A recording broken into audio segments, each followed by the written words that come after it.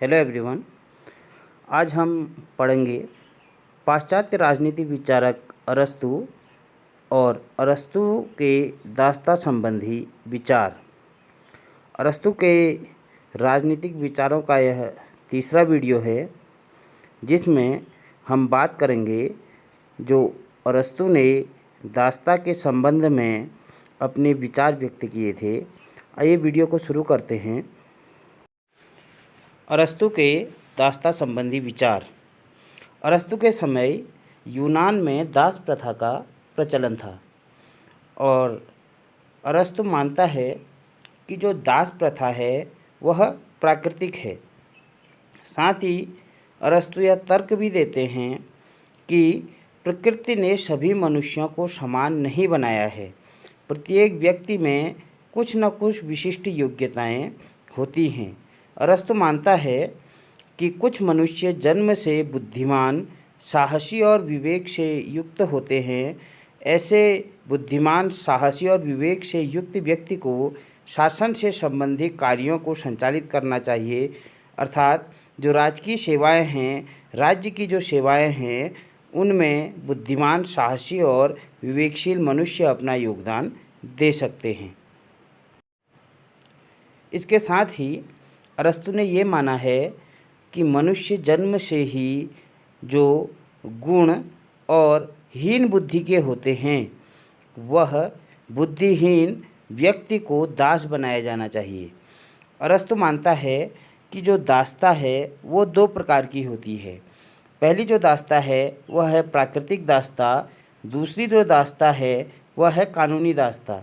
जो प्राकृतिक दास्ता है, अरस्तु ने ये माना कि प्राकृतिक दास्ता यानी कि वे दास जो जन्म से ही बुद्धिहीन हों, अक्षम हों और अयोग्य हों, अर्थात ऐसे व्यक्ति को प्राकृतिक दास कहा जाता है, अर्थात इनका जन्म दास्ता के लिए ही हुआ है।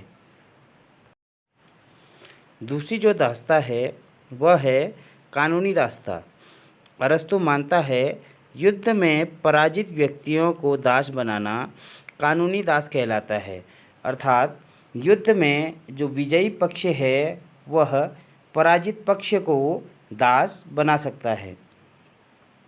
अरस्तु के अनुसार जो परिवार है उसकी दो प्रकार की संपत्ति होती है, सजीव संपत्ति और दूसरी है निर्जीव संपत्ति। 10वां बिंदु है निर्जीव संपत्ति में निजी संपत्ति में मनुष्य की जो अचल संपत्ति है, जैसे उसमें मकान और मकान के अंदर रखी वस्तुएं, खेत, सोने चांदी व बहुमूल्य रत्न जो व्यक्ति के पास हैं, वह व्यक्ति की निर्जीव संपत्ति है। सजीव संपत्ति। अरस्तु मानता है सजीव संपत्ति में जैसे पशु, गाय, घोड़ा, हाथी जो भी व्यक्ति के पास है, वह दास परिवार की सजीव संपत्ति हैं। अर्थात अरस्तु यह मानता है कि जो दास है वह परिवार की सजीव संपत्ति का एक हिस्सा है। अरस्तु ने यह भी बताया है कि दास कौन है। अरस्तु मानता है जो व्यक्ति प्रकृति से अपना नहीं है बल्कि दूसरे का है, वही दास है। और जो व्यक्ति मनुष्य होते हुए भी एक वस्तु है और दूसरे के दिशा निर्देशों पर कार्य करता है, वही दास है। अरस्तु ने तत्कालीन दास प्रथा को उचित माना है। अरस्तु मानता है बुद्धि और विवेक से युक्त व्यक्ति जब राजकीय कार्यों में भाग लेता है और राजकीय कार्य वह तभी कुशलता से अपनी सक्षमता से कर सकता है जब दास उसके गृह कार्यों को संपन्न करे। और अंतिम बिंदु उसने कहा कि दास को अपने स्वामी के साथ रहकर सद्गुणों को सीखना चाहिए। साथ ही अरस्तु ने यह भी कहा कि उत्कृष्ट ही निकृष्ट पर शासन करता है।